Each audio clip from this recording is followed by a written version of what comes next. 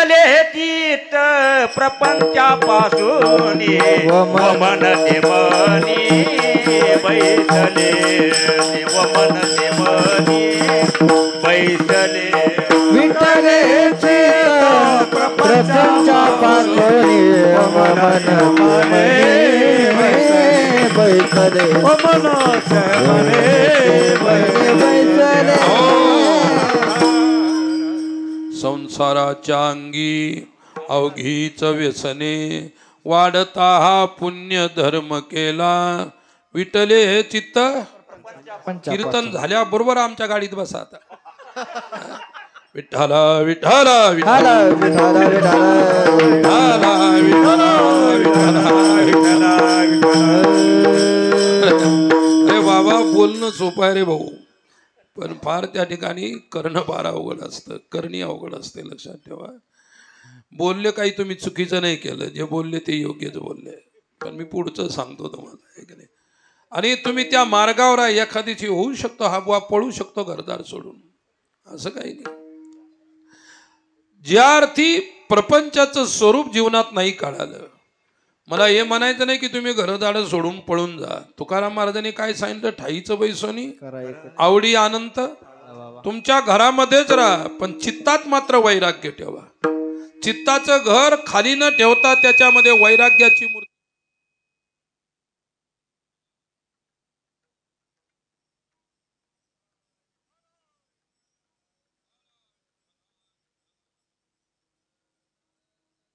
हो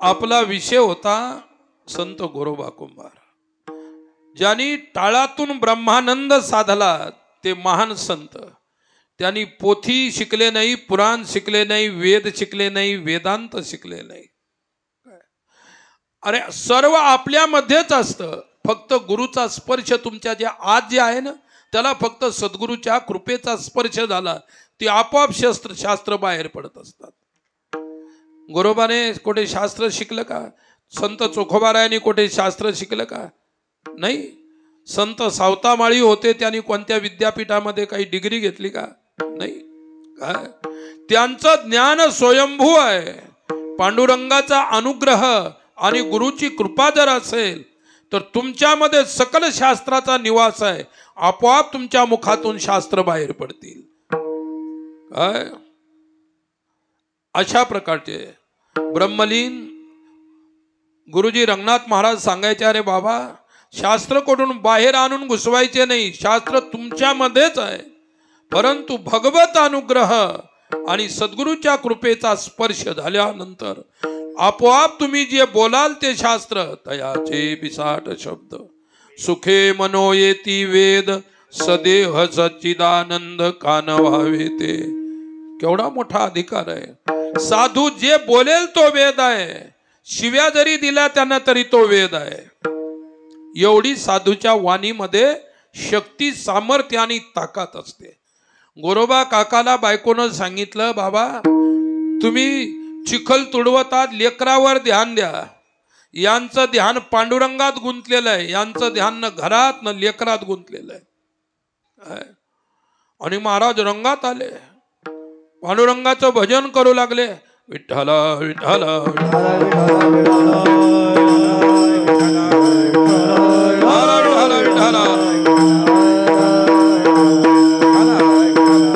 हो विठ्ठल विठ्ठल विठ्ठला माझ्या विठ्ठला पांडुरंगा हो विठ्ठला विठ्ठला विठ्ठला माझ्या विठ्ठला हा विठ्ठल विठ्ठल विठ्ठला माझ्या विठ्ठला पांडुरंगा हा विठ्ठल विठ्ठल विठ्ठला माझ्या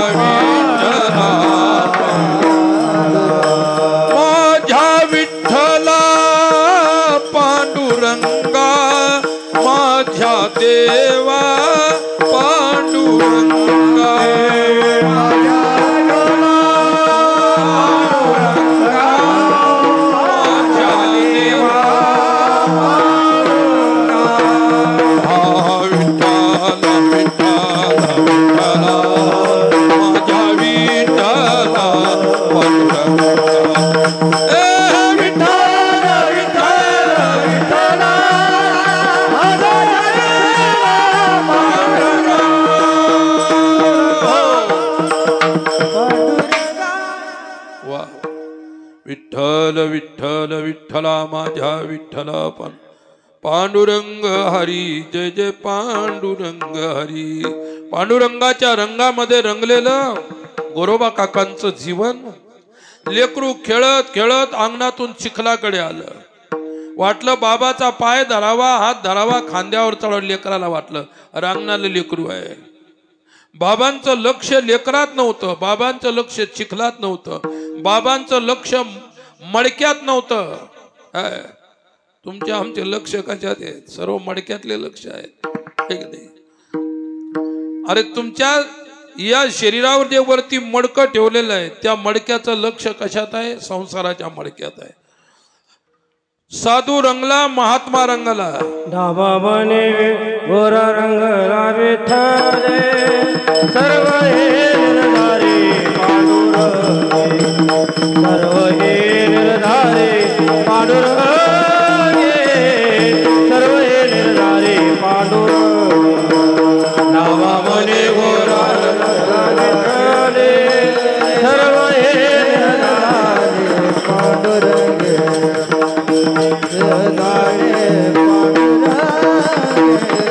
सर्व हे संचले ओ नामामनी गोरा रंगला विठ्ठले. सर्व हे संचले पांडुरंगी.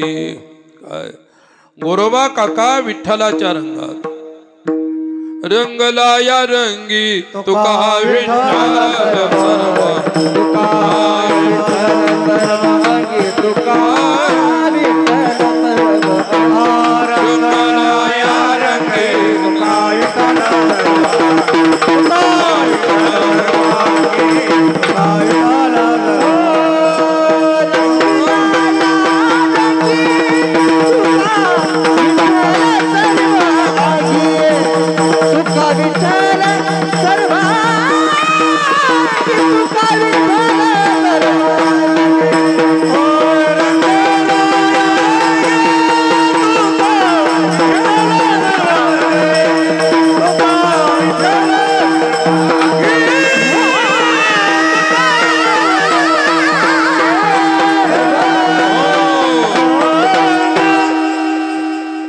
रंगला या रंगी तुका विठ्ठल सर्वांगी. आणि भगवंताच्या प्रेमरंगामध्ये रंगल्यानंतर संसार आपोआप विसरत असतो. त्याला विसरून जायचं काम नाही. असा तुम्ही किती प्रयत्न करा विसरायचा, तर स्वप्नात तरी येईल. स्वप्नात तरी तो त्या ठिकाणी जागा होईल. किती त्याला लोटायचा प्रयत्न करा, दगड मारण्याचा प्रयत्न करा, शिव्या द्यायचा प्रयत्न करा, सुटणं अवघड आहे. आणि जो वैष्णव त्याचं चित्त त्याच्या चरणामध्ये या चिंतनात रंगलेलं आहे. मीराबाई काय म्हणते पहा. ना घर तेरा ना घर मेरा, ना घर तेरा ना घर मेरा, ना घर तेरा ना घर मेरा, ना घर तेरा ना घर मेरा. हरि रंग राती मेरा, हरि रंग राती सखी रे मैं तो सावरे के रंगरा. सखी रे मैं तो सावरे के हीरे मैं तो सावरे रंगरा. सखी रे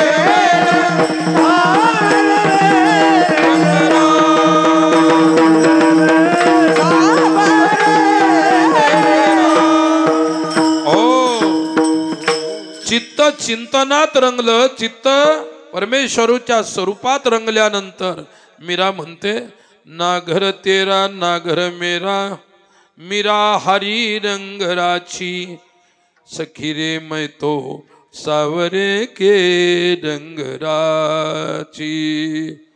आपल्या मैत्रिणीला सांगते सखी मी तो सावळ्याच्या रंगामध्ये रंगून गेलेला आहे आणि तुम्ही जन्म जन्मांतरापासून संसाराच्या रंगात रंगलेले आहेत. काय तुमच्या चित्तावरती संसाराचा रंग पोतलेला आहे, म्हणून परमार्थाचा रंग बसत नाही. लक्षात ठेवा. अगोदर कोणता तरी रंग फासलेला आहे आणि त्याच्यावर दुसरा रंग लावायचा म्हटल्यानंतर ती सर येणार नाही.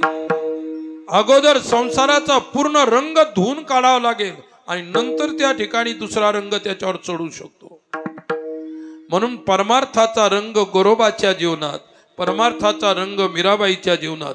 लेकरू अक्षरशः पायाखाली तुडवलं, रक्त बंबाळ झालं, मेलं. गोष्ट ऐक सखय बाई, नवलाची गोष्ट ऐक सखय बाई. कुंभाराने बाळ तुडवील पाये, कुंभाराने बाळ तुडवील पाये.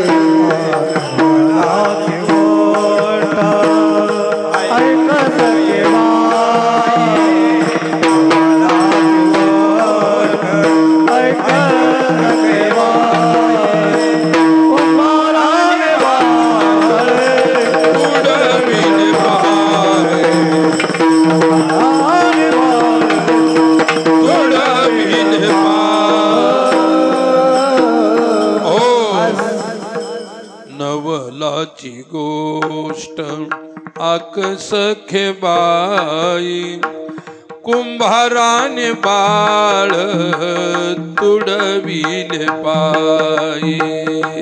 काय स्वतः गोरोबाने आपलं मूल चिखला तुडून त्याला मेलं तरी पता नाही. काय टाळीनं साधलेला ब्रह्मानंद ब्रह्माने उती देऊन गेला आणि संसार केव्हाच वाटला पता नाही. बाई आली, पाहते तो मुलाचं रक्त झालेलं आहे, कवळं मूल, रांगणारं लेकरू. काय अरे चिखलात दबल्यानंतर त्याला मरायला किती वेळ लागणार आहे. बाई आली, दोन्ही हातानं छाती बडू लागली, डोकं बडू लागली, रडू लागली, विलाप करू लागली. पुष्कळ वेळानंतर महाराज वृत्तीवर आले, म्हणे झालं काय तुला? अगं घरात मूल झालं, मूल नव्हतं ना, आता कसाला रडणी? महाराज झालेलं मूल तुम्ही काय केलं, त्याचा चिखल केला खाली पा. गोरोबांच्या हृदयाला मूल मेल्याचं दुःख झालं नाही अशी गोष्ट नाही. शेवटी प्रत्येकाला हृदय असतं. त्यांनाही दुःख झालं, तिचंही दुःख झालं, मूल मेल्याचंही दुःख झालं. आणि पांडुरंगाला वरती हात करून एवढीच प्रार्थना केली, देवा पांडुरंगा, अरे माझ्या पायाकडून एक काय करून घेतलंस तू? एवढीच प्रार्थना केल्याबरोबर काय, एवढीच प्रार्थना केल्याबरोबर चिखलातून मूल बाहेर आलं आणि पुन्हा रांगायला लागलं. काय किती मोठा अधिकार आहे. टाळीनं केलेला परमार्थ पांडुरंगाच्या अनुभूतीपर्यंत पोहोचवला, साक्षात्कारापर्यंत पोहोचवला. आणि तुम्ही तर टाळ्या वाजून वाजून मरायला टेकले तरी अजून काही मिळालं काय? है की नाही? तुम्हाला इच्छाच नाही काही मिळावं म्हणून कधी आतुरता कोठे दाखवली तुम्ही? अरे शबरीच्या झोपडीवर राम आले, किती मोठी आतुरता होती. भक्ती करण्याला किंमत आहे, पण भक्ती आतुरतेनं करण्याला फार मोठी किंमत आहे.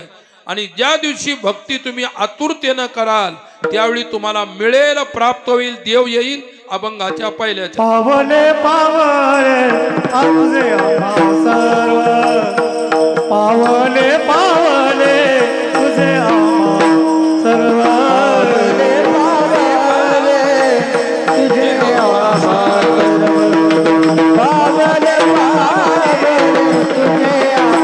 सर्व, पावले पावले तुझे आम्हा सर्व, पावले पावले तुझे आम्हा पावले पावले तुझे आम्हा सर्व,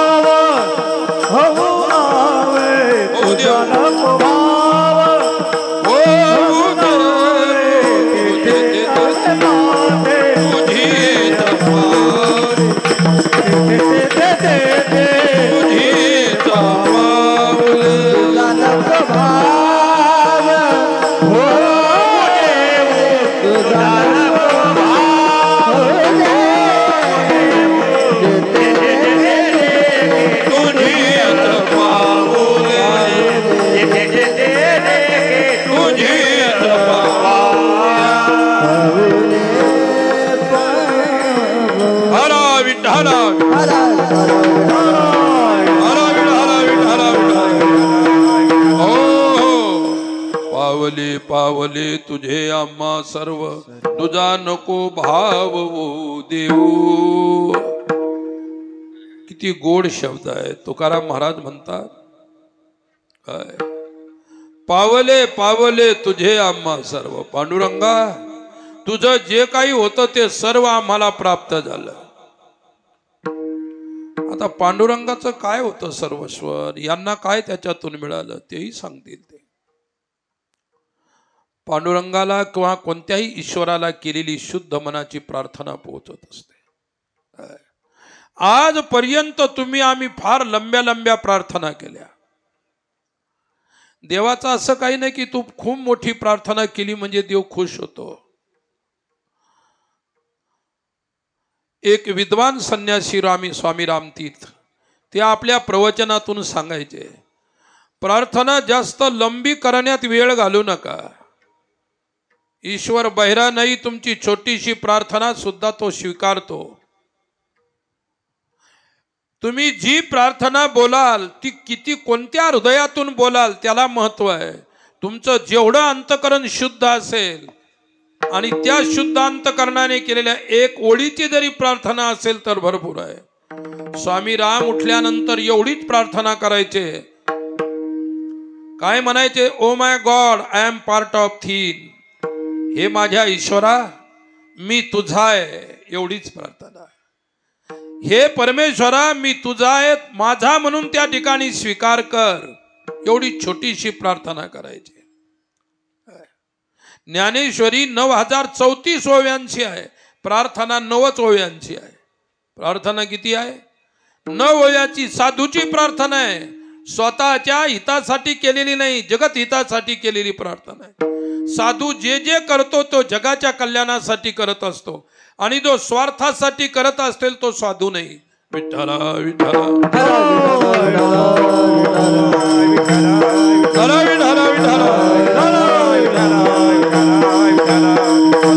हो. आणि जेवढं तुम्ही शुद्ध मनाने कराल तेवढा ईश्वर तुमचा आहे. रामायणामध्ये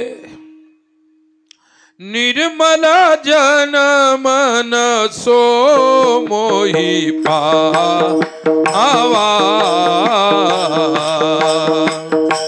मोही कपट छल छिद्र भावा.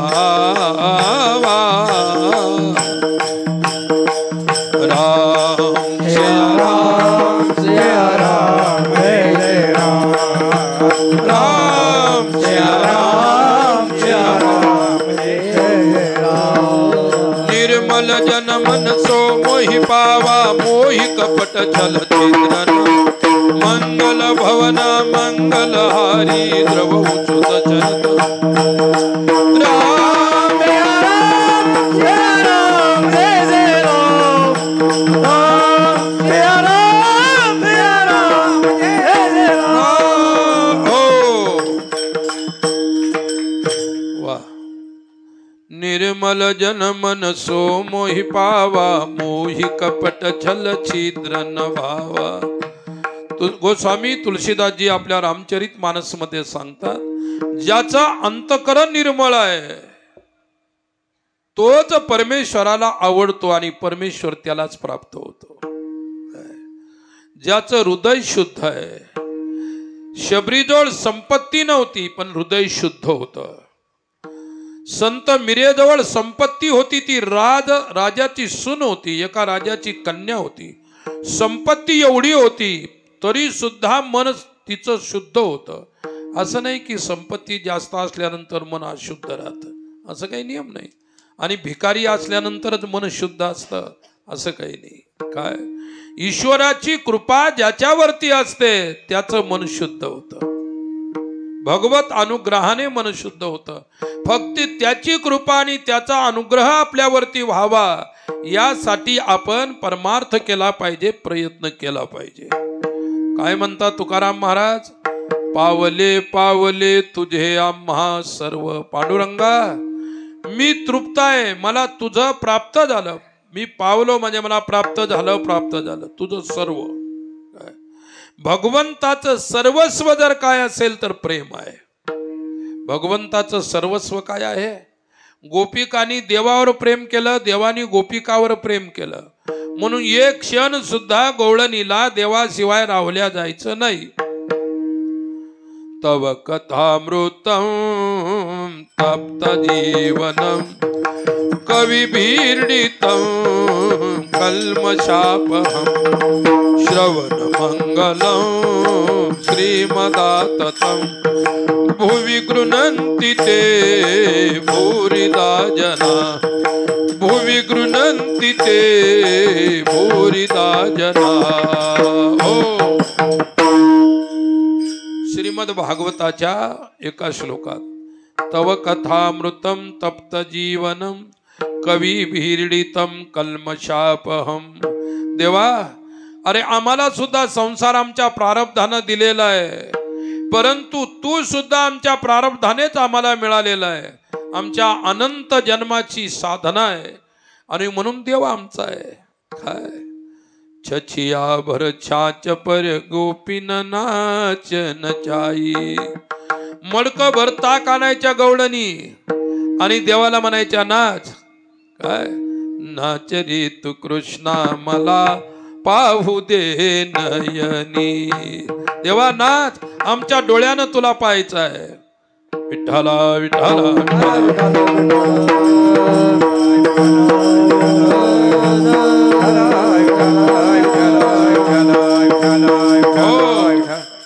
भोवरी सांडोनी पाव ठेवी रे गोपाळा. नाच चिदानंदा सुख होईल सकळा. नाच चिदानंदा सुख होईल सकळा. भोवरी सांडोनी पाव ठेवी रे गोपाळा. नाच चिदानंदा सुख होईल सकळा. नाच चिदानंदा सुख होईल सकळा. नाच चिदानंद सुख होईल. नाच चिदानंदा सुख. रंगु रंगला रे रंगु रंगला. रंगु रंगला रे रंगी रंगला. रंगु रंगला रे रंगु रंगला. रंगु रंगला रे रंगु रंगला. नाच चिदानंदा सुख होईल सकळा. नाच चिदानंदा सुख होईल सकळा. नाच चिदानंदा सुख होईल सकळा. सुख होईल सकळा. नाच चिदानंद हो नाच चिदानंद.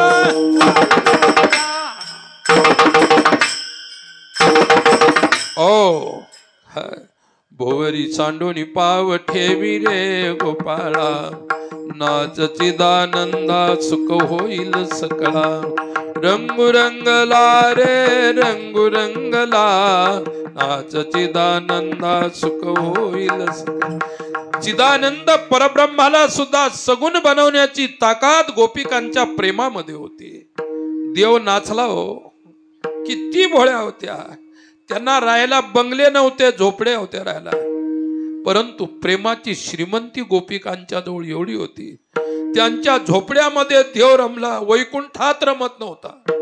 काय विठ्ठला विठ्ठला आला विठ्ठला आला विठ्ठला विठ्ठला. असं जर प्रेम केलं तर तुकोबराय म्हणतात, पावले पावले तुझे आम्हा सर्व. तुझी संपत्ती जी प्रेमाची ती तर मिळाली, पण तू सुद्धा मिळाला आम्हाला. एका पावले शब्दातून देव मिळाला आणि दुसऱ्या पावले शब्दातून देवाचं प्रेम मिळालं. देवाचं प्रेम हीच वैष्णवाची संपत्ती आहे. योग्याची संपदा त्याग आणि शांती आहे की नाही. साधूची संपदा काय आहे? एक नंबर त्याग आणि दुसरी शांती. मग आम्हाला एका दृष्टीनं त्याग संपत्तीची प्राप्ती झाली आणि दुसऱ्या दृष्टीनं शांतीची प्राप्ती झाली. तुला जी अभिप्रेत असणारी श्रीमंती ती आम्हाला मिळाली तुझ्यामुळे, परंतु आता मिळाल्यानंतर तुझ्याशिवाय आणि तुझ्या प्रेमाशिवाय तुझा नको भाव होऊ देऊ. दुसरं आम्हाला काही देऊ नको, तू मिळाला आणि तुझं प्रेम मिळालं, आम्हाला सर्वस्व मिळालं. विठ्ठला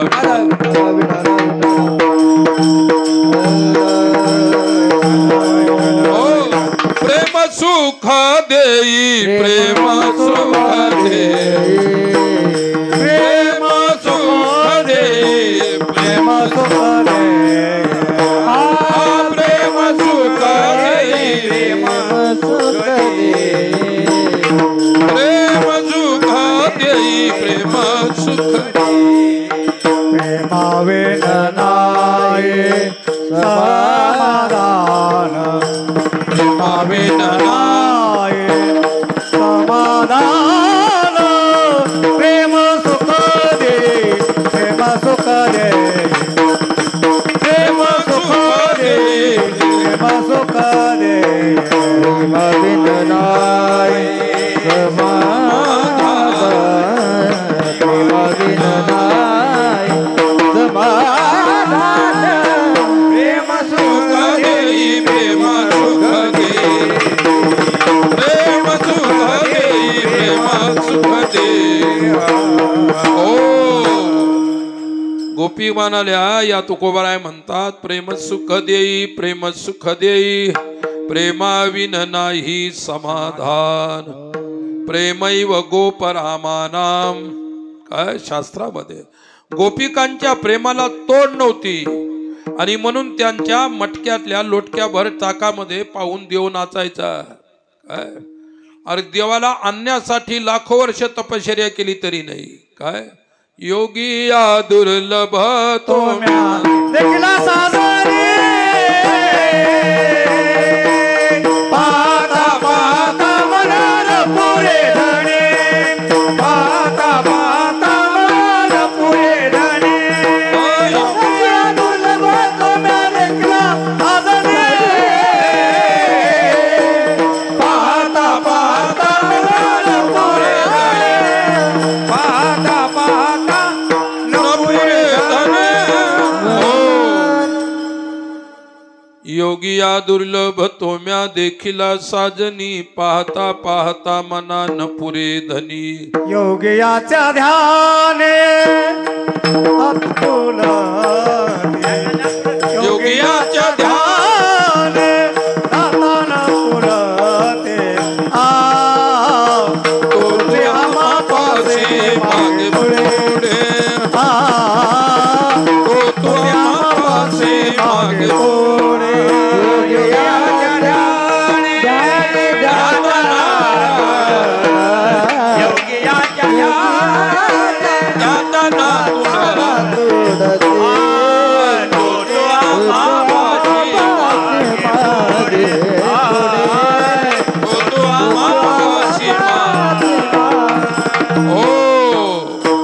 योगियाच्या ध्यानी ध्याता ना तुडसी, तो आम्हा पासी मागे पुढे. जनाबाई ढकलून द्यायची देवाला, माझ्या झोपण्यात घुसू नको, तरी देव जबरदस्ती घुसायचा. किती प्रेम आहे. शिव्या द्यायची. काय अरे विठ्यामुळं माईच्या कारट्या तुझी रानरणकी झाली, इतक्या खतरनाक शिव्या द्यायची. काय तरी देव जबरदस्ती तिच्या जात्याजवळ जायचाच, खुंटा धरूच लागायचा. लोटल्यानंतर सुद्धा देव तिच्या गळ्यात पडून असायचा. किती प्रेम आहे. आणि तुम्ही तर आम्ही जाऊन येऊन त्या मंदिराच्या पायऱ्या घातल्या, त्या पांडुरंगाचे पाय घासले. आला का तुमच्या बरोबर कधी? म्हणजे तुम्ही खरे माणसं आहेत का खोटे आहेत हेच कळायला मार्ग नाही. म्हणून आहे मात्र जाता चांगल्या ठिकाणी म्हणून बरे आहेत एवढंच म्हणायचं. विठ्ठला विठ्ठला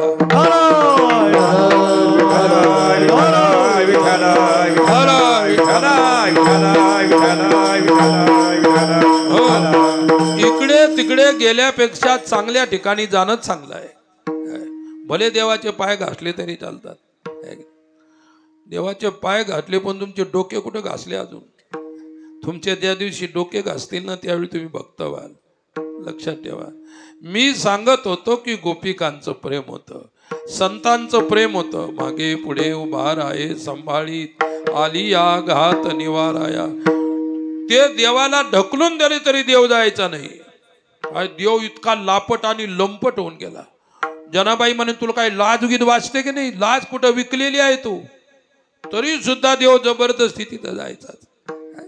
अरे तिच्या शिव्यात प्रेम होतं, तिच्या शिव्यात मंत्र आणि तत्वज्ञान होतं, तिच्या शिव्यात सुद्धा आधुनिक भाषेमध्ये सांगायला झाल्यात एक फिलॉसॉफी होती. विठ्ठला विठ्ठला विठ्ठला विठ्ठला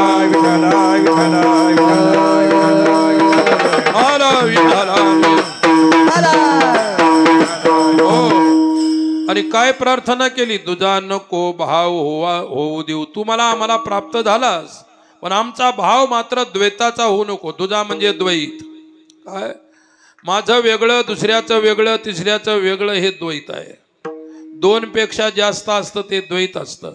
नानात्वामध्ये द्वैत असतं, एकत्वामध्ये अद्वैत असतं. वेदांत सांगतो एकमेवा अद्वितीयम ब्रह्म. सर्व ठिकाणी एकाची अनुभूती कराल तर तुम्ही अद्वैत साधलं, आणि तुम्ही एका ठिकाणी अनेकाची अनुभूती, नानात्वाची अनुभूती कराल त्यावेळी द्वैत. मग ते म्हणाले की माझ्या अंतःकरणामध्ये भाव असू दे पण द्वैताचा भाव नसू दे. भाव मोलाचा असतो, भाव देवाला कळत असतो. भक्ताचा भाव कोणाला कळतो? देवाला कळतो. अरे शिष्याचा भाव गुरुला कळतो, पत्नीचा भाव पतीला कळतो, आणि त्याचप्रमाणे भगवत भक्ताचा भाव भगवंताला कळत असतो. उदाहरण सांगतो तुम्हाला, भाव कळाला पाहिजे, समोरच्याला कळालं पाहिजे की समोरच्याचा काय भाव आहे. काय? एका तरुण मुलीचं लग्न झालं, ती माहेरी गेली. तिचा बाप होता, लग्न झाल्यानंतर काही दिवसानंतर लेकीला भेटायला म्हणून गेला. काय? लेकीला माहित होतं की आपला बाप जो आहे थोडस भोजन जास्त करणार आहे, खादाड आहे, त्याला जास्त नाही लागायचं की 5-6 माणसाचं मात्र एकटा खायचं, जास्त नव्हतं लागत. विठ्ठला विठ्ठला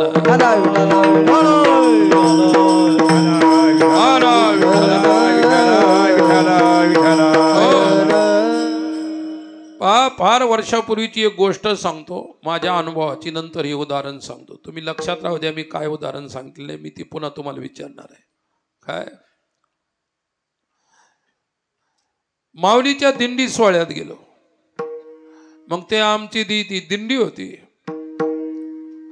तर दिंडीचं ते आता तिथं काय असतं, माऊलीचे घोडे असतात, माऊलीचा रथ, ते गाडी, बैलगाडी. ही आमची दिंडी अशी होती, माऊलीच्या सोहळ्यात नव्हती पण सोहळ्याच्या बाजूनं चालायची. आणि ते महाराज होते, त्यांचा एक घोडा होता, आणि ते घोड्यावरती पादुका ठेवलेल्या असायच्या त्यांच्या गुरु महाराजाच्या, आणि ते पंढरपूरला जायचे. आणि मी त्या दिंडीत योगायोगानं गेलो. काय? चला म्हटलं, माणसं चांगलं भजन म्हणतात, तर गेलो त्या दिंडीमध्ये. मग आम्ही एका गावात गेलो तर त्यांच्या काही पंक्ती वगैरे नसायच्या. गावात गेल्यानंतर लोक जेवायला बोलवायचे. आमच्याकडे 4 वारकरी पाठवा, 2 वारकरी पाठवा, 5 पाठवा, ज्याची जशी शक्ती आहे त्याप्रमाणे. त्या घोड्याला सांभाळणारा एक होता, त्याच्याकडे घोडे सांभाळायची ड्युटी होती. घोड्याचा चारा पाणी करायचं, घोड्याची व्यवस्था करायची, बांधबून करायची सर्व. आणि योगायोगानं काय झालं की आमच्या 3 जणांचा नंबर एका घरी लागला. घर होतं ब्राह्मणाचं. काय? आणि गरिबी होती, काही जेमतेम परिस्थिती होती, पण आवड होती, श्रद्धा होती साधू संत वैष्णवाविषयी. ते घोडं सांभाळणार पुन्हा एक वारकरी आणि एक मी, आमच्या 3घाचा नंबर एका घरी लागला. आता पहा, शहरातल्या चपात्या पोळ्या आणि आपल्या शेतकऱ्याच्या घरचा फरक एक नाही. ती शहरातली चपाती एका घासाची एकच असते, आणि आपल्या निदान 4 तरी, आपण किती जबरदस्त खानारातल्या एका पोळीचे 4-5 तरी घास होतील, जबरदस्त असला तर बरं. आणि तुमच्या मराठवाड्यामध्ये एक विशेषता आहे, ज्वारीची भाकर सुद्धा पोळीसारखी पतली करतात. आमच्या इकडची जर भाकर पाहिली तुम्ही घाबरूनच जासाल की भाकर आहे का काय, भाकर आहे का भाकरा आहे म्हणाल तुम्ही, अशी जाड असते. परंतु ज्याच्या त्याच्या परीनं स्वाद असतो बरं का. पण चुलीवरची गोष्ट सांगतो बरं, ते गॅसवरची नाही. अरे जेव्हापासून तुमच्या आमच्या सर्वांच्या घरात गॅस आला तेव्हापासून रोगराई वाढली. तेव्हापासून बिमाऱ्या वाढल्या, रोग वाढले. अग्नीवरचं खा तुम्ही. आश्रमामध्ये आम्ही अजूनही अग्नीवरती स्वयंपाक बनतो.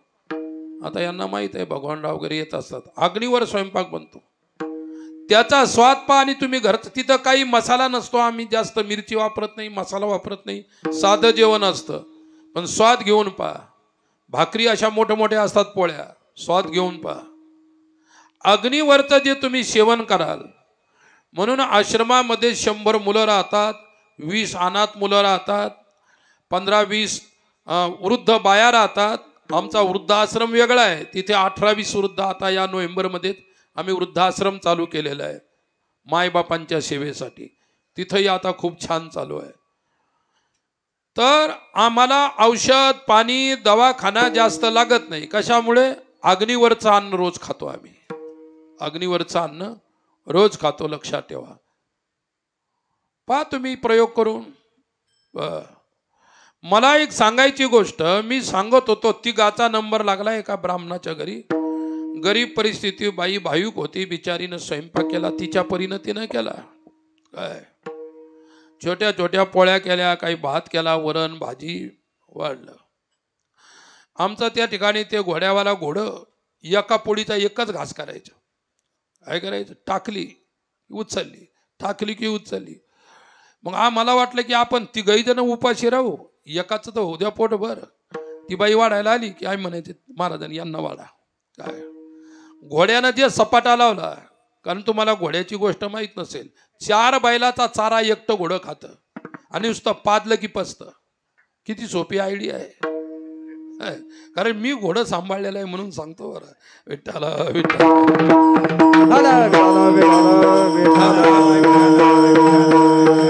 हो, मी म्हणजे माझ्याजवळ घोडं नव्हतं, पण एक आश्रमचं घोडं होतं आणि त्याची सेवा आपल्याकडे होती. आणि ते घोडं कसं असतं लक्षात ठेवा. एक पांढऱ्या पायाचं घोडं असतं, पांढऱ्या पायाचं घोडं असतं, एक शुभलक्षणी घोडं असतं. काय आणि पहा 36 गुण असतात. माणसामध्ये सुद्धा 36 गुण असतात. लग्नाची सोयरीक झाल्यानंतर काय पाहता? नवरदेव नवरीचे मिळून गुण किती आहेत? आणि एकाचे 36 असले आणि तिचे 36 असले, आयुष्यभर तुमच्या संसारात तुम्हाला पाहायचं काम नाही. दोघांचे मिळून किती झाले? 36 72 गुण असले तर पंचांगच पाहायचं काम नाही. लक्षात ठेवा. एक तर आता पंचांगात डोके काढून घ्या. पंचांगातले पंचांग जास्त पाहत जाऊ नका. विठ्ठला विठ्ठला.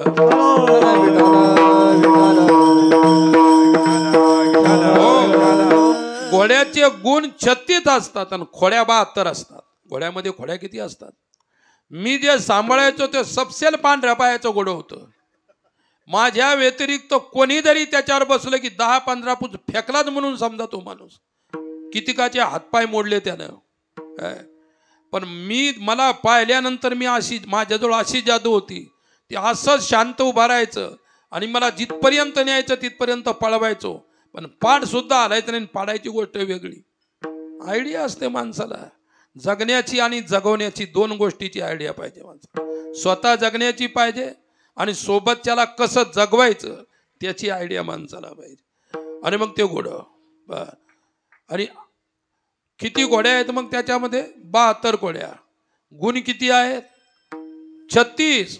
माणसामध्ये सुद्धा पंडित महाराज 36च गुण आहेत, पण घोड्या मोजता येत नाहीत. म्हणजे घोड्यापेक्षाही पलीकडचा माणूस आहे. विठ्ठला विठ्ठला.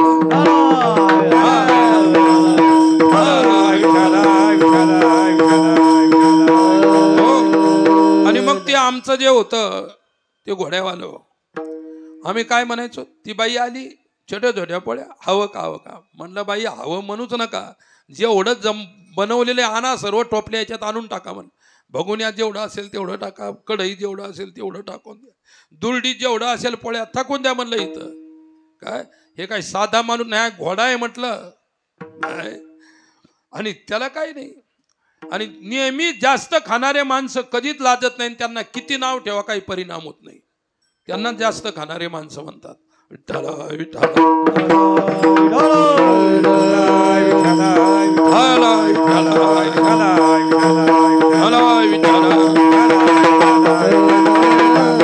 हो, काय झालं? सर्व आणून टाकलं वा त्याच्या ह्याच्यात. म्हणलं महाराज तुमचं होऊ द्या, कारण तुम्ही घोड्यावाले आहेत म्हटलं, आणि घोड्यापेक्षा काही कमी नाही. ज्याच्या संगतीत राहिला माणूस त्याचे गुण आल्याशिवाय राहत नाहीत. कोणाच्या संगतीत राहा, घोड्याच्या संगतीत राहिला तर घोड्याचा गुण आला त्याच्यात. घेतलं सर्व खाऊन. आम्ही ठणठण आम्ही काय एक एक पायऱ्यानं टाकलेल्या 2-2 छोट्या छोट्या पोळ्या खाल्ल्या. म्हटलं बस संध्याकाळी काढू म्हटलं करता आता सकाळचा, आणि त्याला होऊ द्या म्हटलं घोड्याला. जेवलं घेवलं म्हटलं धुवा आता हात, तिकडे काय राहिलं नाही संपलं. त्याची इच्छा नाही पण तिकडे राहिलंच नाही तर वाढायचं काय त्याच्यात. त्याने हात धुतला, मग आम्ही निघालो. म्हटलं जमलं का? ते काय जमलं, नाश्ता सुद्धा झाला नाही. पूर्ण आमच्या 3-4-5 जणांचा, 2 बामणाची बायको आणि आम्ही 3, 5 जणांचा स्वयंपाक खाऊ नये, त्याचा नाश्ता झाला नाही. याच्यावरून अंदाज करा की आहार किती मोठा असेल. विठ्ठल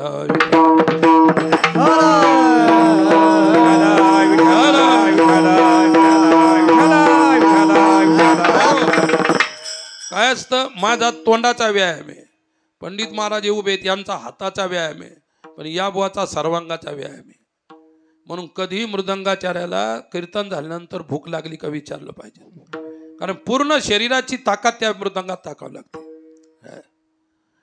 आणि आमच्यात कसं असतं, आलं एखादा प्रमाण भजण्याच्या वाट्यावर तर आलं नाही तर ते तसंच पूर्ण होईपर्यंत त्याला कशाला भूक लागते. आणि तुम्ही पुन्हा समोर गुळ ठेवलेला आहे, आणि ते गुळ जे असतात, जे म्हणत नाही तेच जास्त गुळ खातात. त्या म्हणणं माझा अनुभव, मी सुद्धा तुमच्यासारखा टाळ घेऊन उभा राहायचो. विठ्ठला विठ्ठला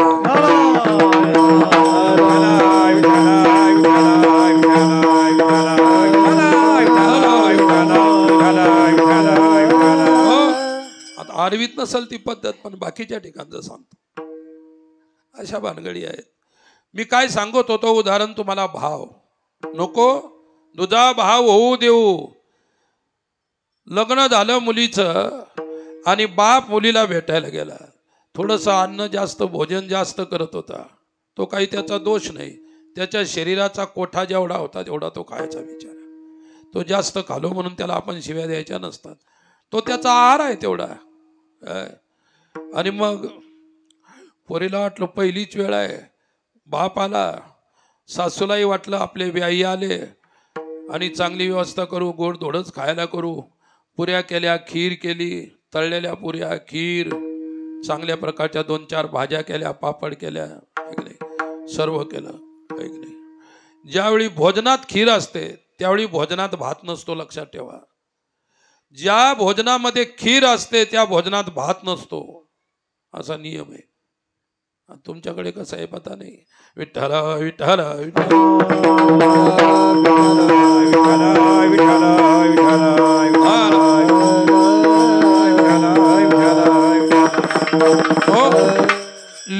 लेकीच्या घरी बाप आला, लेकीलाही बरं वाटलं, पण लेकीला माहित होतं की आपल्या बापाचा आहार जास्त आहे, भोजन जास्त आहे. तिने काय केलं, अगोदरच जाड पुऱ्या धरल्या. सासूला म्हणली पुऱ्या मी करते. काय 4-5 पुऱ्याची एकच पुरी. आश्रमावरच्या पाहिल्या का तुम्ही? जार पुरी आटली ती चावते, आणि पतली आटली तर ती चावत कडक होऊन जाते. अरे आश्रमावर जवळजवळ 30 ते 40 क्विंटल तेलात पुरी शिजवल्या जाते. इतकं तेल लागतं, हे की नाही. 20 क्विंटल मुक्ताईनगरच्या आमदारानं तेल दिलं यावर्षी. 20 क्विंटल तेल दिलं. आमच्या एका भक्तानं त्या ठिकाणी 5 क्विंटल दिलं. असे तेल होतं. 100-125 क्विंटलची पुरी बनते आणि मग ती लोकांना वाटल्या जाते, हे की नाही. तुम्ही पाहिलंच आता यावर्षी सुद्धा. तर मला म्हणायचं एवढा मोठा महाप्रसाद असतो. तर सांगण्याचं तात्पर्य की पोरीनं जाड पुऱ्या केल्या. आमच्या घरचे सासू सासरे आज सालेमन लोक यानं 25 पुऱ्या खाल्ल्या. 5-5 पुऱ्याची एक-एकच पुरी केली. खाऊन खाऊन 25 खायची सवय तर 5 खाईल, हे की नाही. आता बुवा सकाळचा उपाशी आणि पायी गेलेला, पुन्हा त्याच्यात पुन्हा जास्त भूक लागली. जेवायला बसला. जेवायला बसल्यानंतर एवढी जाड पुरी केली. एका पुरीचा एकच घास, एका पुरीचा एकच घास करायचा. कारण तोंडही मोठं होतं, दातही व्यवस्थित होते, ताकदही होती, चावायची ताकद होती, पचवायची ताकद होती, है की नाही. एक पुरी घेतली, एकच घास. पुरीला लाज वाटायला लागली. पाहुणे पाहायला लागले, एक नाही. मुंबईला गेलो एकदा, काय आपलाच एक भक्त बरोबर होता, त्याचं नाव सांगितल्यानंतर तुम्हाला सर्वाला माहिती येतं, पण नाव नाही सांगत. तर ते तिथं गेलं, हापूस आंब्याचा रस केला. आपल्या इकडचा रस कसा असतो, पतला असतो पाण्यासारखा, आणि त्याच्यात पुन्हा मिठानं धुतल्या जातात. ते कोईन कातळे काय करतात शेवटी कारण आंब्याच्या रसामध्ये मीठ टाकणं त्या रसाला रोगी करणं आहे. त्याच्यामध्ये मीठ प्रयोग करू नये आमरसामध्ये, लक्षात ठेवा. काय गोड वस्तूमध्ये मीठ टाकायचं नसतं, कोणती गोड वस्तू असू, लक्षात ठेवा. तुमच्या शरीरामध्ये विकार निर्माण केल्याशिवाय राहणार नाही. हा आयुर्वेदाचा सिद्धांत आहे. काय आता व्यसनासारखा घट्ट रस, आणि जुन्या काळामध्ये काय असायचं, आता थोडंसं ते कमी झालं. जुन्या माणसांना मिशा असायच्या. मिशा म्हणजे काय, ते मर्दाचं लक्षण आहे. आणि तुमच्या मराठवाड्यात तर चांगल्या इतक्या इतक्या लंब्या लंब्या मिशा असायच्या, चांगल्या एवढ्या एवढ्या. जुन्या काळातली गोष्ट आहे बरं. आणि रस असल्यानंतर फुरके मारून खायचे, जुन्या माणसाला माहिती. वास्तविक फुरका मारल्यानंतर रसाचा स्वाद कळत असतो, पण ती जुनी पद्धत आहे की नाही. युग आधुनिक आहे. आम्ही गेलो तिथे, मोठे क्लासन ऑफिसर होते, साहेब होते आम्ही, म्हणून त्यांनी रत्नागिरीचा 1 नंबरचा हापूस आंबा आणला, त्याचा बेसनासारखा रस केला. मी माझं जेवण अगोदर झालं, नंतर आमची मंडळी बसली. मी असा भिंतीला टेकून मागे खिडकीच्या मागून बसले. फुर फुर फुर फुर आवाज यायला लागला. म्हटलं कोण म्हातारा माणूस आहे बा, फुर फुर ते रस आहे की नाही, फुरके मारून खावं लागला आहे की नाही. आता कधी कधी कढी सुद्धा फुरके मारून खायची असते. फुरका मारून खाल्ल्यानंतर ते वेगळा स्वाद असतो, लक्षात ठेवा. परंतु आता शेजारचे माणसं खायचे, एवढं तरी काही अक्कल ठेवली पाहिजे की नाही. एवढ्या सुशिक्षित ठिकाणी आपण खातो कसं, काय कसं वगैरे काहीच नाही बा. 2-3 वाडीमध्ये रस संपला. काय झालं, रस संपला. आता वेळेवरती आंबे कुठून आणायचे, फेकलेल्या कोई कातडे माझ्या देखत आणल्या, ती वापस बाहेर फेकलेल्या, त्या धुतल्या. आणि त्या धुतल्याने बाकीच्याचं जेवण झालं होतं, त्यांचं चालूच होतं फुर फुर फुर फुर. आणि एक छोटीशी खिडकी होती, काय वाचतं म्हणून त्या घरातले प्रत्येक जण त्या खिडकीजवळ येऊन पाहायचे त्या माणसाला. त्याला तर काहीच नाही वाटलं, मलाच लाज वाटलं, कारण आपल्या बरोबरचा माणूस आहे की नाही. लोक काय म्हणतील, इतका ढोर माणूस कुठून आणला बा, आहे की नाही. एक तर शर्मेची लाजेची गोष्ट आहे. मला काही म्हणता येत नव्हतं, कारण मी दुसऱ्या खोलीत होतो. काय आता जेवण झाल्यानंतर बाहेर आल्यानंतर चांगला धुतला खालून वरून. मूर्ख आहे का, खाण्याची पद्धत आहे का, आपण कोणत्या ठिकाणी खायला लागलो. अरे काही ठिकाणी असं खावं लागतं की उपाशी राहावं लागतं, पण जास्त खायला जमत नाही, तर लोक नावं ठेवतील. पण हे व्यवहार कळायला पाहिजे की नाही. काय ते म्हणाला, आता इथून पुढं कधीच मारणार नाही फुरके. म्हटलं सर्व इज्जत घातली ना, आता काय फुरके मारायला नाही. गेलं, म्हटलं जे होतं ते सर्व झालं समाप्त. सांगण्याचं तात्पर्य की बाप गेला, लेकीच्या इथं 2-2 पुऱ्याची 1-1 पुरी केली, एका पुरीचा 1-1च घास सुरू केला. त्याला वाटलं कळालं नाही पाहिजे, फटकन जेवण झालं पाहिजे. पोरगी लादली, लोकही पाहू लागले, बाप रे बाप, हे का काय राक्षस आहे, काय माणूस आहे. पोरीनं चोरून असं केलं, बाबा अहो एका पुरीचा 1 घास घेतल्यापेक्षा असे 2 बोटं दाखवले. काय केले, निदान एका पुरीचे 2 तरी पुऱ्या करून खा, लहान लहान घास घ्या. काय यानं 2-2 पुऱ्याचा 1-1 घास केला सुरुवात. त्याला वाटलं पोरगी सांगून राहिली की 2चा 1 घास करा. भाव कळाला का, समोरच्याच्या हृदयामध्ये काय भाव आहे याला नाही कळाला. तसा देव आहे ना, देवाला भक्ताचा भाव कळत असतो, लक्षात ठेवा. भक्ताचा काय भाव आहे आणि त्या भावानुसार देव त्याला प्राप्त होत असतो. विठ्ठला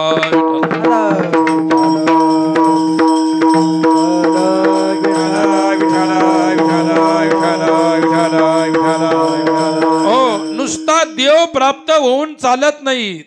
देव तर नामदेवरायांना प्राप्त झाला होता, पण कळाला नव्हता. ज्या दिवशी देव कळेल त्या दिवशी परमार्थाची इति कर्तव्यता दुसऱ्या चरणात. जेते जेते देखे तुझीच पावले, जेते जेते देखे तुझीच पावले, जेते जेते देखे तुझीच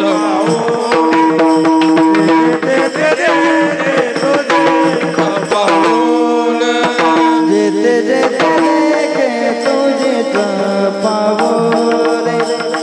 जेते जेते देखे तुझीच पाऊले जेते तेथे देखे तुझीच पाऊले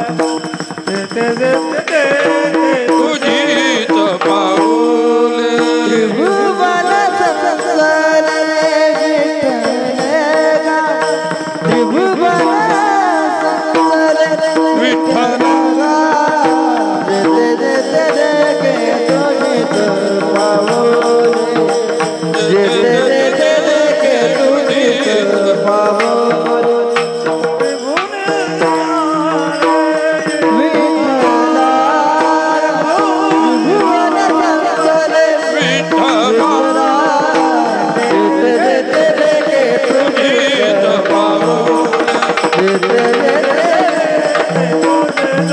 पाऊले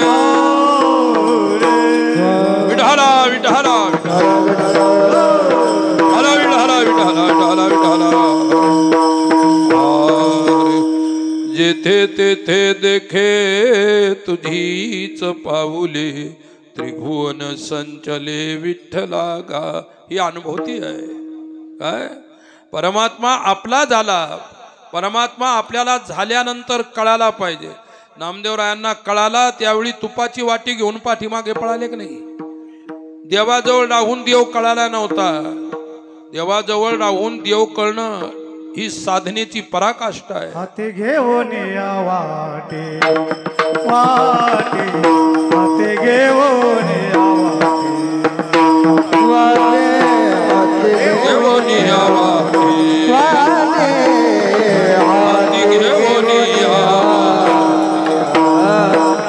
लागे स्वाना पाटे नामाला लागे स्वाना पाटे उभा उभा ऋषिकेशे रोटी कैसा गाते नाम लागे स्वाना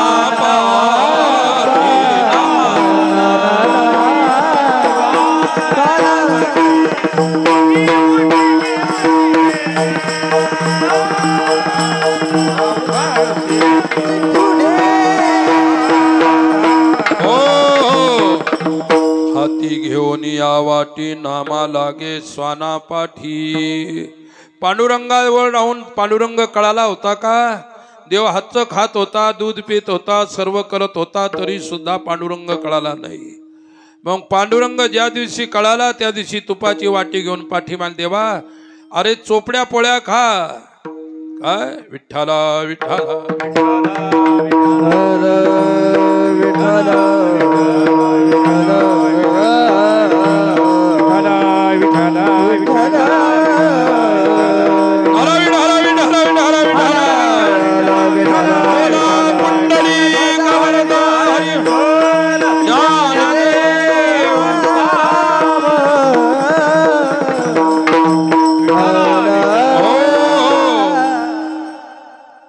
जेथे तेथे देखी तुझीच पाऊले त्रिभुवन संचले विठ्ठला गा. काय ही पांडुरंगाची स्वरूप व्याप्ती काय. जनी वनी अवघा देव वासनेचा पुसावा ठाव मग वळगे तो वासुदेवायसा मनी वसुद्यावा भावगा. सर्वा घटी राम देहादी एक सूर्यप्रकाशक सहस्ररश्मी ईश्वर सर्वभूतानां हृद्देशे अर्जुन तिष्ठति भ्रामयन् सर्वभूतानि यंत्रारूढानि मायया. त्रिभुवन संचले विठ्ठलागा. काय त्रिभुवनाच्या प्रत्येक वस्तूमध्ये परमात्म्याची व्याप्ती आहे काय. हिरण्यकश्यपूने प्रल्हादाला विचारलं की तुझा देव कुठे आहे. त्याने सांगितलं या खांब्यामध्ये आहे. त्याने प्रश्न केला कस्मा स्तंभे न दृश्यते. या खांब्यामध्ये आहे मग मला का दिसत नाही. तर त्यावेळी प्रल्हादजी म्हणाले बाबा प्रगट करावा लागतो त्यावेळी दिसतो काय. तो प्रगट करावा लागतो त्यावेळी दिसत असतो असा दिसत नाही. तो सामान्य रूपानं सकल सृष्टीमध्ये भरलेला आहे आणि विशेषत्वाने जर पाहायचं असेल तर त्याला भक्ती प्रेमाने प्रगट करावं लागतं. तुमच्यामध्ये भक्ती प्रेमाचा भावच नाही काय. तरी सुद्धा प्रल्हादाच्या कृपेनं त्याला देव दिसला. भला देवानं त्याला मारलं पण देव दिसला का नाही? विठ्ठल विठ्ठल हरा विठ्ठल विठ्ठल हरा विठ्ठल विठ्ठल विठ्ठल विठ्ठल हो, संपूर्ण ब्रह्मांडामध्ये त्याचीच व्याप्ती आहे, त्याचीच व्यापकता आहे, सर्वत्र तोच भरलेला आहे. परंतु हे दिसलं पाहिजे, लक्षात ठेवा. काय पोथी वाचून देव सांगणं सोपं आहे, कीर्तन करून देव सांगणं सोपं आहे, पण देवाची अनुभूती घेऊन कीर्तन सांगणं अवघड आहे. विठ्ठल हरा विठ्ठल विठ्ठल हरा विठ्ठल हो, श्रावणाचा महिना होता आणि श्रावण महिन्यामध्ये घरोघरी पोथ्या लागत असतात. काही व्यसनी लोक असतात, दारू पिणारे असतात, मांसाहार करणारे असतात. ते म्हणतात श्रावण महिना आला, आता 1 महिनाभर खायचं नाही आणि प्यायचं नाही. बरं, 1 महिनाभर जरी पाळलं तरी भरपूर आहे की नाही काय? परंतु श्रावण सुरू व्हायच्या अगोदर एक अमावस्या येते आणि श्रावण संपल्यानंतर दुसरी अमावस्याच नाही, पुन्हा कर येते. कारण त्या दिवशी अमावस्याला पोळा असतो. अगोदरची कोणती अमावस्या असते माहिती आहे का? तिचं नाव काय आहे? वा वा, जांभळी अमावस्या म्हणतात तिला. कारण मराठवाड्याला चांगली माहिती जांभळावस. लक्षात ठेवा, अगोदर म्हणतात महिनाभर सोडायचं, आज जेवढं खाऊन पिऊन घ्यायचं तेवढं खाऊन पिऊन घ्या. अरे आज किती खाल्लं तर सकाळी दुसऱ्या दिवशी राहतं तुझ्या पोटात. परंतु माणसाची भावना असते. दारू सोडायला गेले, आमच्या इकडे एका गावात दारू सोडवणारे महाराज होते, खूप गर्दी व्हायची. दारू सोडणारे गेले, त्या गावात 100 दुकानं होते दारूची. दारू सोडायला जाणारे काय करायचे की आता शेवटचा दिवस आहे, उद्यापासून महाराज बंद सांगणार आहेत, मग जेवढी प्यायची आता पिऊनच घ्या. काय 10 वर्षात ज्या लोकांनी कमाई नाही केली, एका वर्षात दारूच्या दुकानांनी कमाई एवढी केली. ते म्हणतात दारू सोडायची आता उद्यापासून प्यायची नाही, मग आजच्या दिवस घ्या पिऊन, जेवढी करायची असेल तेवढी. दारू सोडवणाराही त्याच गावात आणि दारू पाजणारे त्याच गावात. म्हणजे माणसातलं किती मोठं अज्ञान आहे समाजातलं. हा समाज कोणत्या प्रवाहात वाहत आहे याची जाणीव समाजाला नाही. विठ्ठल विठ्ठल हरा विठ्ठल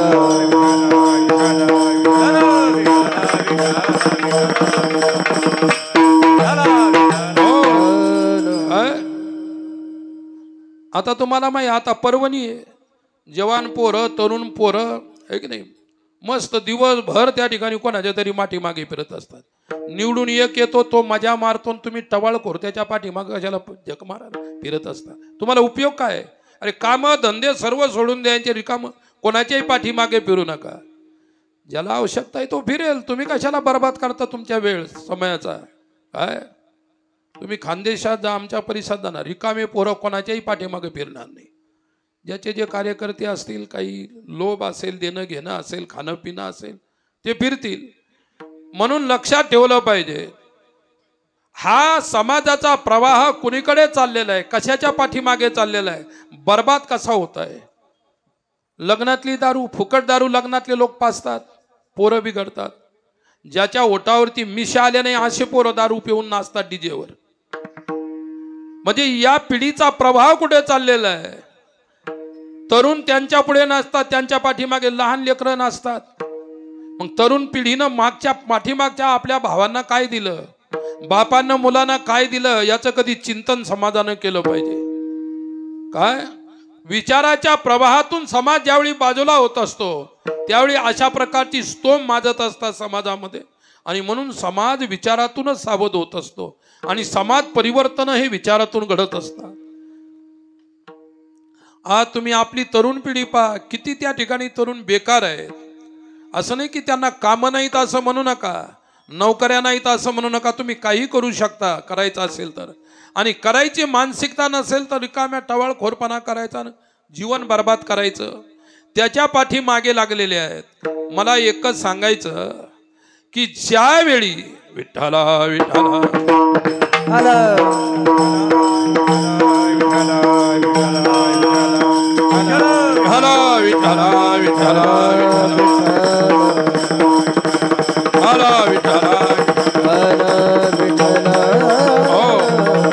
मी तुम्हाला सांगत होतो अभंगातून ईश्वराची व्यापकता, ईश्वर सर्वत्र आहे. प्रल्हादाच्या बापाला हिरण्यकश्यप होता. तो माणूस नास्तिक नव्हता, परंतु तो भगवान विष्णूला मानत नव्हता. तो ब्रह्माजीची उपासना करायचा, शंकराची उपासना करायचा, पण विष्णूला मानत नव्हता. विष्णूशी त्याचा विरोध होता, कारण विष्णू नेहमी दैत्य वंशाचा विनाश करत होता, म्हणून विष्णूशी त्यांचं वैर होतं. मला हे नाही म्हणायचं की त्यांचं वैर चुकीचं होतं. अरे तुमच्या घरात येऊन तुम्हाला कोणी जर खुशाल मारत असेल, तुम्ही काही शांततेनं हात जोडून बसायचं का त्याच्यापुढे? काय जशाला तसं उत्तर दिल्यात गेलं पाहिजे. ज्याला म्हणतात टीथ फॉर टॅथ, जशा तसे, आहे की नाही? परमेश्वराच्या प्रती तुमची आस्था, श्रद्धा आणि प्रेम असेल तर ईश्वर तुम्हालाही सर्वत्र दिसल्याशिवाय राहणार नाही. कोणामध्ये देव नाही. गरिबात आहे, श्रीमंतात आहे, वृक्षात आहे, पाषाणात आहे, दगडात आहे, मातीत आहे, सर्व ठिकाणी आहे. दुधामध्ये तुंप आहे की नाही? दुधामध्ये तुंप आहे, पण दुधात हात घालून तुंप काढून घेता येतं का? नाही, त्याच्यासाठी प्रक्रिया करावी लागते. मंथुनी नवनीता तैसे घे अनंता, वाया व्यर्थ कथा चांडी मार्ग, वाया व्यर्थ कथा चांडी मार्ग. मंथुनी नवनीता तैसे घे अनंता,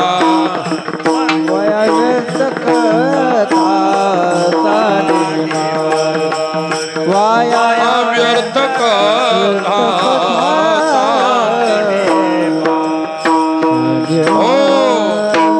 मंथोनी नवनीता तैसे घे अनंता, वाया व्यर्थ कथा सांडी मार्ग. थेरी नेहमी ज्ञानप्राप्तीसाठी असते आणि प्रॅक्टिकल अनुभवासाठी असते. काय नुसतं आम्ही बडबड करायची आणि पाठीमागे काहीच नाही. काय कोणती गोष्ट ऐकल्यानंतर थेरी शिकायची असते आणि प्रॅक्टिकल करायचं असतं, आणि प्रॅक्टिकल केल्यानंतर तुम्हाला जे मिळेल ते सार्थक असतं. लक्षात ठेवा. तसा भक्ती मार्गामध्ये सुद्धा तुम्ही अनेक वर्षापासून भजन केलं, परंतु तुमचं भजन प्रॅक्टिकल मध्ये उतरलं किंवा नाही याचा तुम्ही कधी विचार केला का? त्याचं अनुसंधान, त्याचा रिसर्च, त्याचं संशोधन आपण आजपर्यंत केलं नाही. परमार्थ वाया जाणारी गोष्टी नाही, पण परमार्थामध्ये संशोधन कमी असल्यामुळे लोकांना त्याचा रस मिळत नाही अंतिम क्षणाला. मला एवढं सांगायचं, ज्या ठिकाणी जाईल त्या ठिकाणी भगवत अनुभूती. त्रिभुवन संचले विठ्ठला गा विठ्ठला, अरे तू सर्व ठिकाणी संचरित आहे, प्रत्येक वस्तूमध्ये तुझं चैतन्य आहे. एक उदाहरण सांगतो छोटस. विठ्ठला विठ्ठला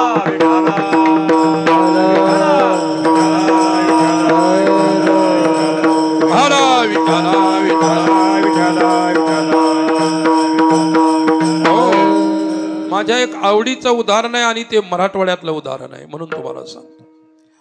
आपल्या मराठवाड्यामध्ये संत मोतीराम महाराज होऊन गेले. तुम्ही सर्वांनी ऐकलेलं आहे. त्यांचे शिष्य मारोतराव महाराज, परंपरा आहे. ठाकूरबांच्या शिष्य परंपरेतले हे लोक आहेत. दैठणचे ठाकूरबा मोतीराम बाबा होते फार उच्च कोटीचे संत, एक महान संत, पांडुरंगावरती अनन्य प्रेम करणारे. आणि त्यांचे 12 महिन्याचे नियम होते. आज या गावात कीर्तन, उद्या त्या गावात. हे इतिहास तुम्हाला माहिती आहे, मी काही लंब सांगत नाही. फक्त एक मोलाची गोष्ट सांगतो त्यांच्या जीवनातली. एकदा बाबांचा कोणातरी गावामध्ये नियम होता कीर्तनाचा. बाबा चालले होते. त्या काळामध्ये बैलगाड्या, घोड्या याच्यावर बसून जायचं, पण एक दिवशी जवळच होतं गाव, पण जाताना नदी आडवी होती. नदी पार करून त्या पलीकडच्या गावात जाऊन कीर्तन करायचो. बाबांच्या गळ्यामध्ये विना होता. पांडुरंगाचं नामस्मरण रामकृष्ण हरी रामकृष्ण हरी रामकृष्ण हरी रामकृष्ण हरी चालू होतं. चालले. पावसाळ्याचे दिवस होते. नदीला पूर आला होता. दोन्ही थडी नदी भरून वाहत होती. बाबा नदीच्या काठाजवळ गेले. काठापर्यंत नदीचा पूर चालू होता. पलीकडे जायचं होतं. नियम तुटला नाही पाहिजे. पडता जळ भारी नेमान टळे निर्धारी, किंवा नित्य नेम नामी ते प्राणी दुर्लभ, लक्ष्मी वल्लभ तया जवळी. नित्य नेम करणाजवळ नित्य भगवंत असतो. त्याला कोणती चिंता करायचं काम नाही. मागे पुढे उभा राये सांभाळी तालिया घात निवाराया, बाबांना दुःख झालं की या नदीला पूर आल्यामुळे मी नदीच्या पलीकडे जाऊन कीर्तनाचा नियम करू शकत नाही. बाबांना नियम तोडायची इच्छा नाही, ते नियमाचे पक्के होते आणि जो नियमाचा पक्का असतो तो साधू असतो. लक्षात ठेवा. विठ्ठला विठ्ठला विठ्ठला हो, आपला दृष्टांत गाडगे बाबांचा आहे, परंतु मोतीराम बाबांचा इथे त्या ठिकाणी तुम्हाला उदाहरणाच्या द्वारे सांगून गाडगे बाबा मी सांगणार आहे शेवटी. काय कारण गाडगे बाबा सांगितल्याशिवाय राष्ट्राला राष्ट्र कळणार नाही, देशाला देश कळणार नाही, समाजाला समाज कळणार नाही, सेवेला सेवाधाऱ्याला सेवा कळणार नाही. हे सर्व शिकायचं ते गाडगे बाबांच्याकडून.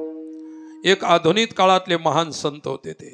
मला सांगायचं, मोतीराम बाबा नदी पार करत होते, परंतु त्यांना पोहणं नव्हतं असं नाही, परंतु त्यांचा वृद्धाप काळ होता, वय झालेलं होतं.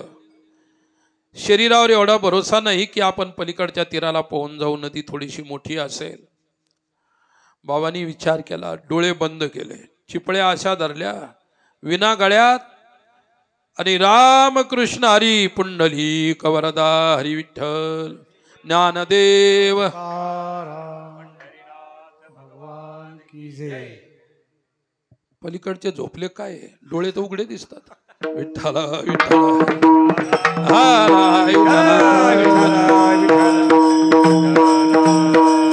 हो. काय झालं, बाबाने डोळे बंद केले, पांडुरंगाचं ध्यान केलं, आपोआप पावलं पडले पुढं. पाण्याहून पावलं पलीकडे गेले, नदी पार झाली. कोण केली? ज्यानं केली त्यानं केली असेल, तुम्हाला कळाली ती गोष्ट. पुढे गेल्यानंतर एक शेत होतं, त्या शेतामध्ये बोरीचं झुडूप होतं आणि त्या झुडपाखाली एक तरुण मुलगी बसलेली होती. लग्न होऊन झाले असतील 5-10 वर्ष, पण मूलबाळ झालं नव्हतं, म्हणून सासू सासरे तिचा छळ करायचे.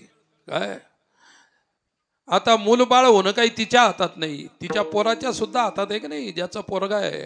पण बाईलाच किंवा महिलांनाच का तुम्ही दोष देता? दोष तर दोघांचाही असेल कदाचित. आता तपासण्या निघाल्या, आता कळतंय कोणाचा दोष आहे. त्या काळात काय होतं, आणि ती इथे त्या झाडाखाली ती बाई बसलेली होती आणि तिनं बाबाला पाहिलं. ती अगोदर रडत बसलेली होती आणि बाबा आल्यानंतर तिला कोणीच आश्रय नव्हता. ती जोरात रडू लागली, हुंदके देव देव रडू लागली.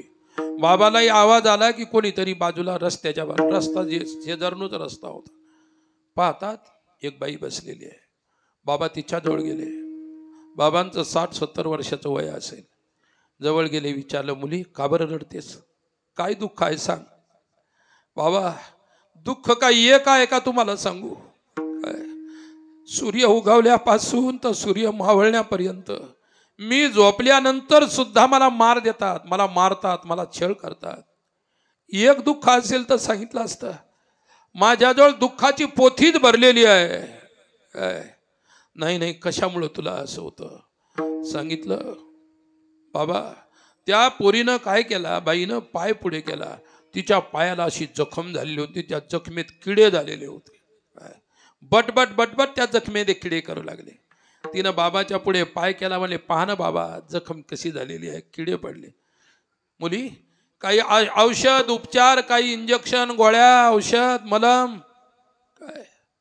अहो, त्यांना तर बरं झालं मी सडून मेली पाहिजे म्हणून मला कशाचं औषध आणि कशाचं काय? तुमच्या पोटची लेक असती, तुम्ही ही सर्व्हिस दिली असती का? अरे, सून झाली म्हणजे ती कोणाची तरी लेखच आहे की नाही? तिलाही सुद्धा भाव आहे, भावना आहेत, तिच्या अंतकरणात काही नाही. काय परंतु जी स्वार्थी लोक असतात ते स्वतःच्याच गोष्टीला महत्व देतात, इतरांना महत्व देत नाही. बाबा, मी एका शब्दात सांगू का, माझा इतका छळ चालू केलाय, मी कोणत्या दिवशी मरेल आणि त्यांचा पोरगा दुसऱ्या पोरीशी कधी लग्न लावेल याच्या तयारीत आहे ते लोक. सांगा ना, आता पडत्या पावसामध्ये कोणते गुरंढोरं पिकात येणार आहेत आणि मला शेतीला सांभाळण्यासाठी मुद्दाम झड लागलेली आहे पावसाची आणि मला पाठवलेलं आहे. काय बाबाचं सुद्धा हृदय भरून आलं. साधू तर दयाळू असतात, करुणावंत असतात. विठ्ठल विठ्ठल हो, भूताची हे दया भांडवल संता, आपुली ममता नाही देई. स्वतःच्या देहावर प्रेम न करता लोकांच्या शरीरावर प्रेम करणारे, लोकांवर प्रेम करणारा साधू असतो. कारण उद्धाराची समाजाच्या तळमळ असते त्यांच्या हृदयामध्ये. सांगितलं, मुली पाय पुढे कर.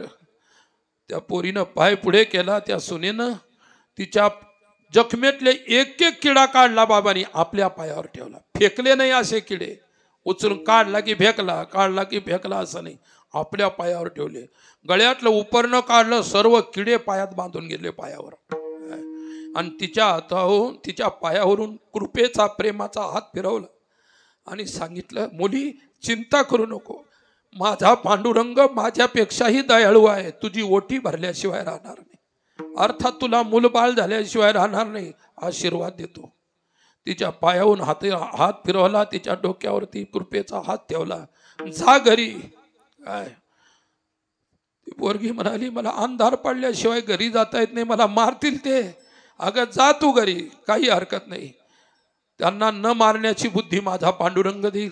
जा, मी सांगतो ना. जड पावलानं घरी गेली. घरी जाईपर्यंत कोरडी झाली जखम. साधूचा हात लागला जखमेला. काय तुमच्या सुद्धा हृदयाला कितीतरी सुखदुःखाच्या जखमा झालेल्या आहेत आणि साधू विचाराच्या औषधाने तुमच्या समाजाचे दुःख दूर करण्याचा प्रयत्न करत असतात. कारण समाज मनातील दुःख निवृत्त करणारा डॉक्टरच साधू आहे. विठ्ठला विठ्ठला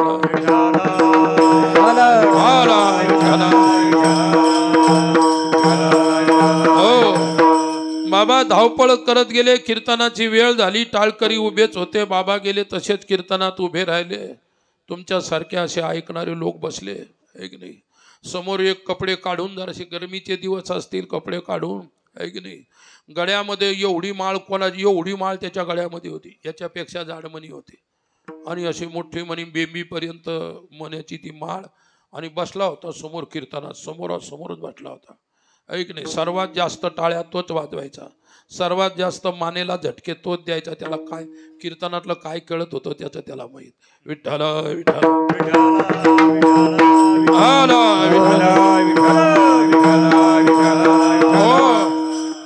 आणि बाबा कीर्तन होईपर्यंत किड्यानी ते रक्त बंबाळ करून टाकला. पाय उपरणं भरलं, त्या उपरण्याच्या खाली रक्ताच्या धारा लागल्या. सर्व लोक पाहू लागले की बाबाच्या पायातून रक्त गळतं. बाबाला काही जखम तर झाली नाही, काय झाली. कीर्तन संपलं. संपत आल्यानंतर बाबांनी विषय केला, बाबांनो तुम्ही माझ्या पायाकडे पाहता, माझ्या पायातून रक्त गळत आहे. काय माझ्या पायातून रक्त गळत आहे. थोडीशी गोष्ट सांगतो. माझ्या लेकीसारखी लेक कोणाची तरी आणि कोणाच्या तरी सून माझ्या रस्त्यात बसलेली होती, रडू लागली बिचारी. मी तिथं गेलो, तिनं मला जखम दाखवली. मी तिच्या पायावरून हात फिरवला, तिच्या डोक्यावर हात ठेवला, तिला आशीर्वाद दिला.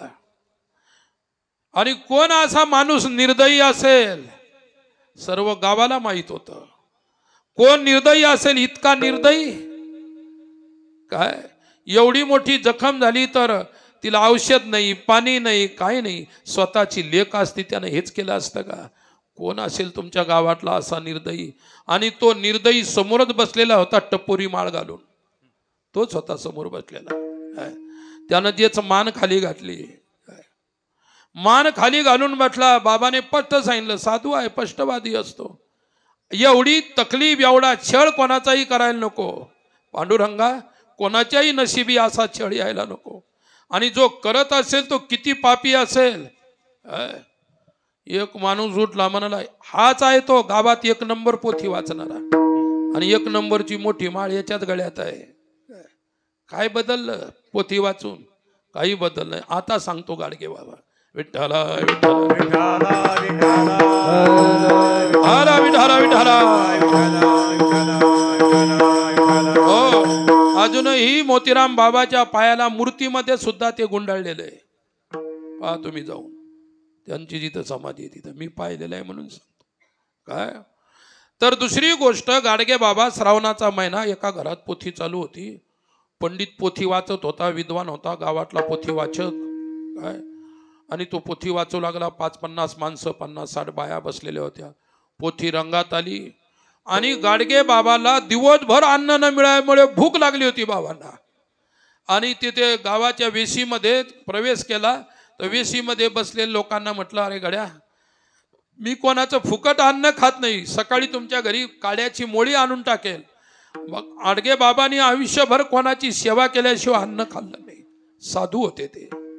तुमच्या घरचं पाणी भरणार, तुमच्या घरी मोळी आणून टाकणार, तुमचं अंगण झाडणार, रस्ते झाडणार, नाल्या उपासणार, गावातल्या ग्राम स्वच्छता, आहे की नाही. आणि नंतर 60 ते 70 वर्षानंतर भारत सरकारला गाडगे बाबा कळाले. नंतर ग्राम स्वच्छता अभियान सुरू झालं. तोपर्यंत नाही कळालं. लक्षात ठेवा. मला सांगायचं, बाबाने लोकांनी सांगितलं, महाराज इकडं तिकडं कशाला भीक मागता, जिथं पोथी चालू आहे तिथे फार दयाळू लोक आहे, ते तुम्हाला भोजन दिल्याशिवाय राहणार नाही. तिथं धार्मिक लोक ऐकणार आहे, धार्मिक माणूस सांगणार आहे. बाबा नाही बरं वाटलं. पोथीचा आवाज घेत घेत बाबा दरवाजा पुढे गेले, जोरात आरोळी टोकली. अरे बाबांनो, दया असेल, या गाडग्याला भूक लागलेली आहे, पोटात कावळे ओरडत आहेत, भयंकर भूक लागली. एखादी शिळी जरी चटणी भाकर असेल तर मला द्या, मला भूक लागलेली आहे. एकदा बाबांना आरोळी केली, कोणीच ऐकलं नाही. ऐकली सर्वांनी, पण उपेक्षा केली. दुसऱ्या वेळेस, तिसऱ्या वेळेस काय पोथीवाला म्हणाला, कान बैरे झाले काय, पोथीमध्ये एवढा विक्षेप माणूस करतो, जाऊन त्याला खदेडा, त्याला पायरीहून फेकून द्या, लोटून द्या. आणि तो नाथ भागवताची पोथी वाचत होता आणि भक्ताची करुणेची लक्षणं सांगत होता, की साधूमध्ये कशी करुणा असते, असा तो तुम्हाला सांगत होता. बाबा इतके भुकेलेले होते, व्याकुळ झाले होते, म्हणून ते ओरडत होते. ते ओरडत नव्हते, त्यांचं पोट ओरडत होतं. लक्षात ठेवा. लोकांची हिंमत झाली नाही. ऐकणारे लोक तुमच्यासारखे, आहे की नाही. अरे सामान्य माणसाची सुद्धा पाप करण्याची हिंमत नाही, पण मंदिरात राहणारा माणूस सहज करून टाकतो. त्याचा जास्त परिचय देवाशी झालेला असतो. सोपी गोष्ट नाही ती. काय पण सामान्य माणूस, नको रे बाबा साधूच्या नादी लागलो, आपण अगोदरच दारुडे माणसं आहोत, पापी आहोत, काय काय करणार आहोत, पुन्हा कशाला करायचं. आणि मग पोथीवाला म्हणला, तुम्हाला कान नाही का, एवढा विक्षेप व्हायला लागला पोथीमध्ये. एखाद्यानं जाऊन घालून त्याच्या टाळक्यामध्ये काहीतरी, तरी लोक काही उठले नाही. व लोकाला थोडी थोडी पोथी कळाली होती. ऐकणारा म्हणला, तुमच्याकडून नाही जमणार. जसा त्यानं खालचा पाठ उचलला, डायरेक्टच गेला बाबावर चालून. उंच उंच पाठ असा धरला आणि बाबांच्या डोक्यात मारणार. बाबाने मनगट धरलं आणि बाबा म्हणले, मूर्खा, हीच का त्या नाथाच्या भागवतातली करुणा, हीच करुणा आहे का, नालायक. तुला कोणी सांगितली पोथी लोकाला सांगायची. काय परिवर्तन झालं तुझ्यात. अरे तुझ्यात परिवर्तन आहे. तू राक्षस आहेत का माणूस आहेत. पोथी वाचणार आहे की सैतान आहेस तू. माझ्यावर धावून आला भुकेलेल्या व्यक्तीवर. काय त्याने तसाच पाठ फेकला. तिथं बाबाच्या चरणावर साष्टांग दंडवत केला. आयुष्यभर बाबाची सेवा. साधूने साधूला त्या ठिकाणी त्या असाधूला साधू बनवलं. याचा हे धरू नका अर्थ की पोथी वाचले म्हणजे साधू होतात लोक.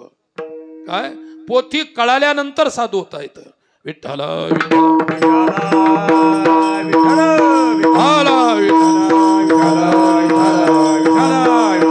हो, म्हणून परमार्थामध्ये गाडगे बाबा असे संत होते ज्यांनी समाज सुधारणा केली. बाबा शिकले नाही, पण लाखो लोकांना शिक्षण दिलं. आजही त्यांच्या शिक्षण संस्था आहेत. अरे मी शिकलो नाही त्याचं दुःख मला आहे रे मुलांनो, पोरांनो. पण तुम्ही शिका, तुम्हाला जे लागेल ते मी शिक्षणासाठी दे. किती मोठं सहकार्य केलं. हे गाडगे बाबांचं जीवन होतं. हे तुकोबारायांचं जीवन आहे. हे सकल संतांचं जीवन आहे. आणि म्हणून अविचारामध्ये भेद असतो आणि विचारामध्ये अभेद असतो. विचाराने परमार्थ कळतो ना, अविचाराने संसार सुद्धा कळत नाही. म्हणून अगोदर संसार कळण्यासाठी सुद्धा विचार आणि परमार्थ कळण्यासाठी विचार म्हणजे तत्वज्ञान. म्हणून तिसऱ्या चरणात सांगतो, भेदा भेद मते भ्रमते समाद. भेदा भेद मते भ्रमता समाद. वेदा वेद मते भ्रमता समाद.